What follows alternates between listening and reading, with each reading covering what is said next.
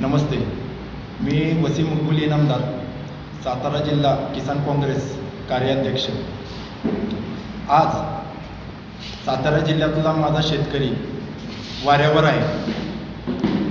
1.5 ते 2 महिने झाले ऊस उत्पादक शेतकऱ्यांचे ऊस कारखान्याला गेलेले आहेत. अद्याप ऊस कारखान्यानं कोणत्याही शेतकऱ्यांचे बिलं दिलेली नाहीत. कारखानदारांचे तिजोरी भरलेली आहे, मात्र माझ्या शेतकऱ्यांच्या चुलीमध्ये पाणी घालण्याचं काम कारखानदार करत आहे. तुमच्या माध्यमातून मला फक्त एवढं सांगायचं आहे की कायद्यामध्ये तरतूद करण्यात आलेली आहे की शेतकऱ्यांचं 14 दिवसामध्ये ऊस बिल अदा करा, अन्यथा 15% व्याजाप्रमाणे ते तुम्हाला लागू करून अदा करण्यात येईल, असं तरतूद असून हे फक्त कायदा कागदावर सीमित राहणार आहे का?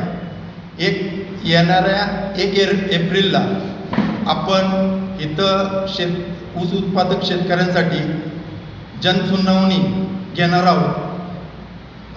आदरणीय महाराष्ट्र राज्याचे माजी मुख्यमंत्री पृथ्वीराज चव्हाण बाबा यांच्या माध्यमातून आपण काँग्रेस सातारा भवन येथे जनसुनावणी घेणार आहोत.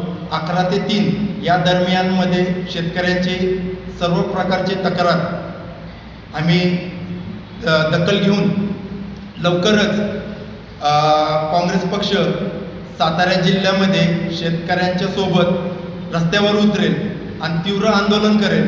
न्याय हक्क मिळाल्याशिवाय आम्ही स्वस्थ बसणार नाही, एवढं सांगतो आणि माझे 2 शब्द संपवतो.